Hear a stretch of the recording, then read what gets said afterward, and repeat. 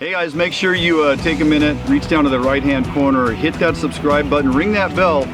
Always catch our latest episodes, never miss a live show here at FHN Northwest. Ring the bell, get notified for any new content. Follow us on Facebook, subscribe to our YouTube channel, do it now.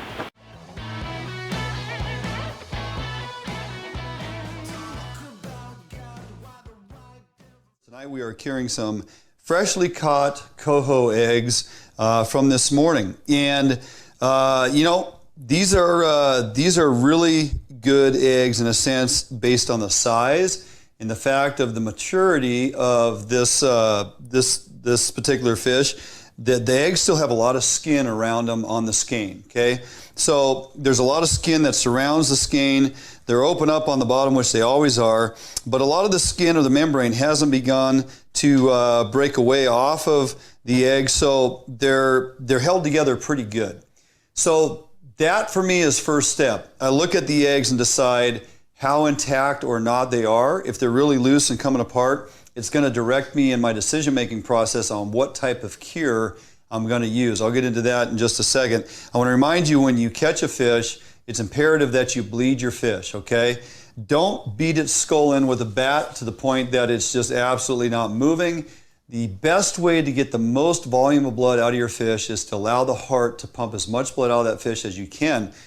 Fish that I catch in the river, I seldom ever hit. I simply reach in, rip their gill, or cut it with scissors or a knife, and I allow that, I'll just hold on to their tail and just let them bleed out right there in the river. If you're in a boat, you got a bucket or something you can put them in, or hang them over the side. Either or, the key there is for quality of meat and quality, especially on your hens for your eggs, to get all the blood out, you get that gill bleed going and let that heart evacuate as much blood out of the body as you can, and it's going to go a long ways. These eggs, when I got done today, you can look from overhead here, they are extremely clean. There is hardly any blood left in these eggs. There's a little bit in this shorter skein, and I'm going to show you just with the straight edge of this knife, or I can use scissors to do the same thing, in how we get the blood out of the eggs and how we get these into sizable sections and butterflied so we can put the cure on. For me, I'm just going to use this knife, and I'm going to take all these little feeder veins, and I'm going to push that blood into that main vein running along the base of these eggs here, okay? And then I'm simply down at the base here. I'm going to put a little cut in that vein. I'm going to use my paper towel on this end. And one thing I can tell you is the fresher the eggs are, the easier that blood travels through that vein. See how I can just push it down to the bottom end here? And then ultimately I just wick it out of there with this paper towel. It just pulls the blood right out of the vein, and it takes the blood out of the eggs. Now, if the eggs are a couple days old, you're going to find that that blood gets a little bit coagulated inside the vein, and it doesn't travel as good, but you can still force it along the vein and get it out. So don't give up on it because you think it's too complicated. The more blood you get out of the eggs, the better they cure, the better they preserve. Blood likes to spoil and begins to take on a smell of its own, so you want to try to get as much blood out of there as you can. Now that I have these skeins pretty much blood free, they're nice and clean, I got to think about what size of baits I'm going to cure. For me, I like to do skein size that fit in my bait box, because I will wear a bait box with cured eggs on a skein, and I use scissors to cut the bait to the size I want to fish when I'm at the river. If I know I'm predominantly going after coho, I'll cut my bait pieces a little smaller. If I know I'm fishing for chinook, I'll make them a little bit larger, and/or for chum. So I let the river and the conditions dictate the size of bait I want to cut and/or fish, so I don't pre-cut all my bait sizes. What I simply do is I'll take this longer skein here, and I'm going to cut it in half, really sharp knife so it doesn't smash the eggs and it goes right through. Now, because I have to get the cure down inside of this skein, I like to take and simply butterfly them. I'll lay it here like this so you can see it. We're just going to cut right down along that skein. Just really easy, hardly any pressure on the eggs at all, and it just butterflies that skein right open. I can do the same right along here, just kind of opening that skein up so I can get more cure in there. This one here, the length of that isn't too terribly bad, so we can just cut down along here and get that skein opened up, okay? Now I'm not cutting all the way through the skin. I just want it butterflied so it stays intact. It holds together really well, okay? So now these skeins are butterflied open. You can see it lays flat. I can get a lot of cure in and around all them eggs. The skin's intact on the back side.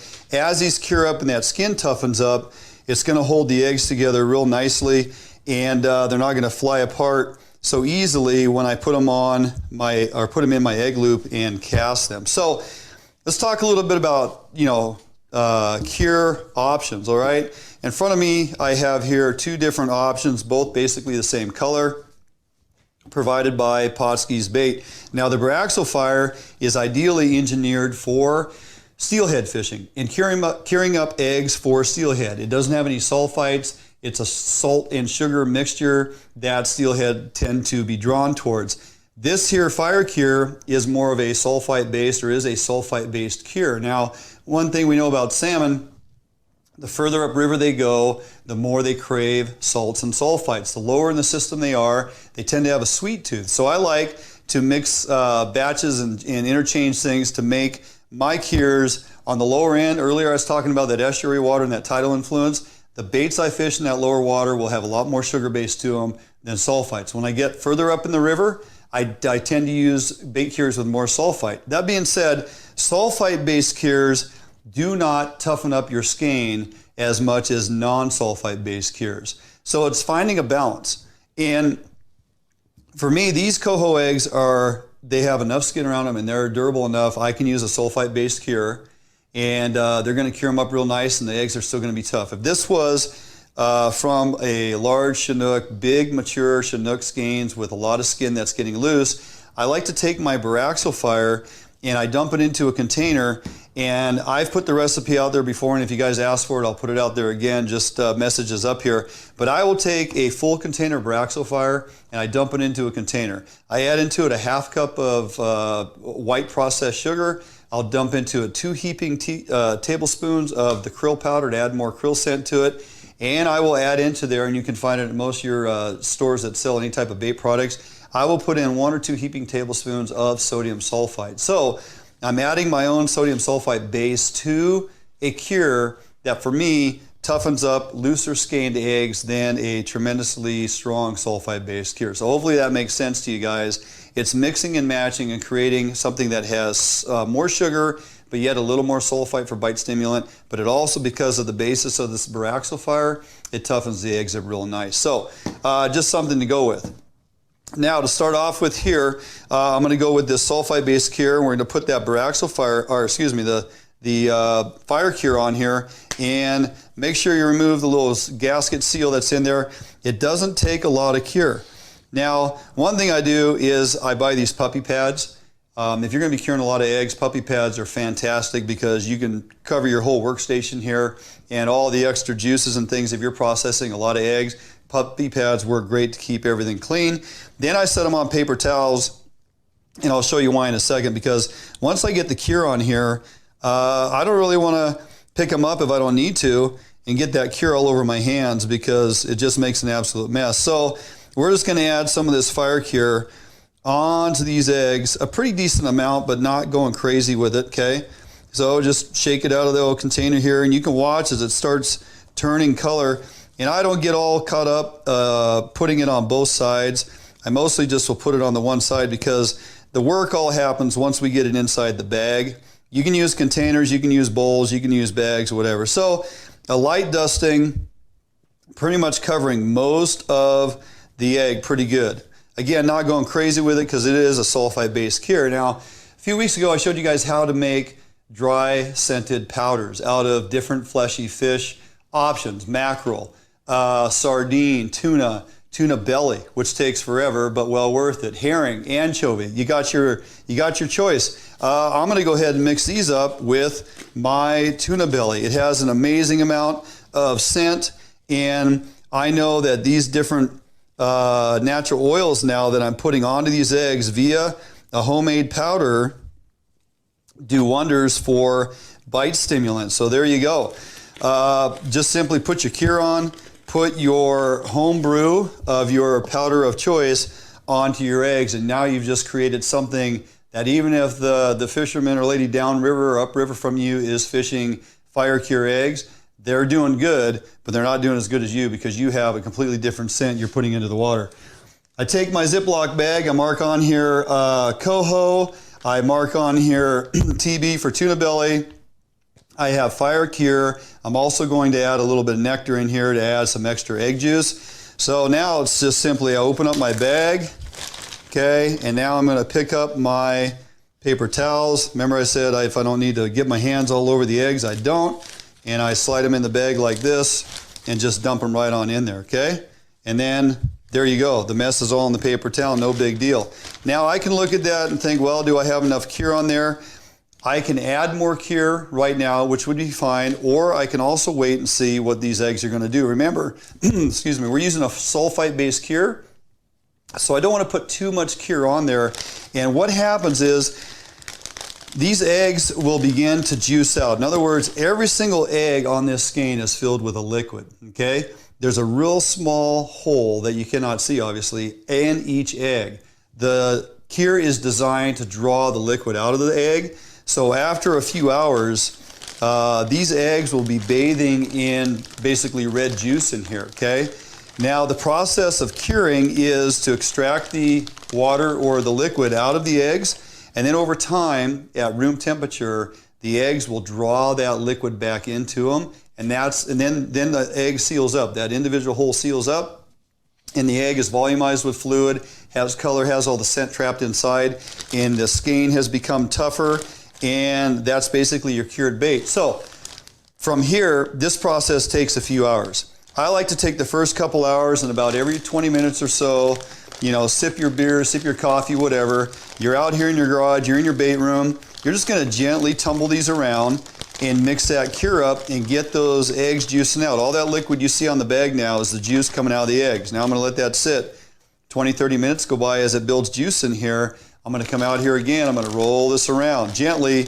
It's not a shake and bake kind of a move. It's just a gentle tumble, and they begin to juice out. Now, one thing I can do to help expedite the process, and actually it aids in the volumization of these eggs as they reabsorb, I like to, more times than not, I'll take a little bit of this Pautzke's nectar, which is 100% egg juice from when they cook down all the salmon eggs to make your trout eggs. And I'm just going to pour a little bit of nectar in here as a little extra juice.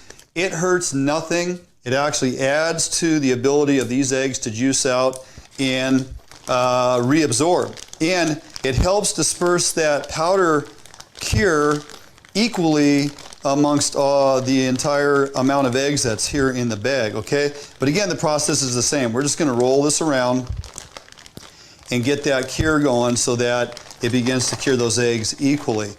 Now, after a few hours, and again, I advocate room temperature, especially this time of year out in your garages and stuff, it's probably 60-something degrees, which is ideal. After these eggs have juiced out and they're sitting there bathing in juice for a couple hours, I'm going to simply pop the seal. I'm going to roll the majority of the air out of the bag, and I'm going to let that bag sit in my garage for the next at least 12 hours or so, just letting those eggs sit in all that juice and reabsorb as much juice as they're going to reabsorb, okay? Then after at least 12, if not 24 hours, you can put those in the fridge, or you can put them in the freezer if you're not going to use them. You don't need to strain the juice off. You don't need to do anything. When you strain the juice off is right before you're going to fish them, if you feel like you need to get rid of some of the excess juice. If you put these eggs in the refrigerator too soon, like right after you put the cure on them, they're only going to partially cure, because as you cool these eggs down, they tighten up, the hole shrinks up, they don't reabsorb all that juice back into the eggs, be volumized as much as they can. When you put them in the water, they don't have that nice milk cloud coming off of them because you prematurely put them in the fridge. Leave them out at room temperature for at least a 12 to 24 hour period. Let them reabsorb, cure, soak in, let it do its thing, and you're going to be much happier with the results. That's the starting on curing eggs. Again, we cure because of the tight skein. We've added a little extra scent. These have a good 12-hour, cook time, so to speak, at room temperature. Then I would refrigerate them, and/or they're ready to fish or freeze. Perhaps next week we'll go into phase 2 to show you what that process looks like and what these look like when they're all cured. All right, you got any questions relative to egg cure, bait cure, anything to do with Pautzke products? Hit us up here at Fish Hunt Northwest. And with that, we'll jump out for a quick commercial break. We'll be back right here after this.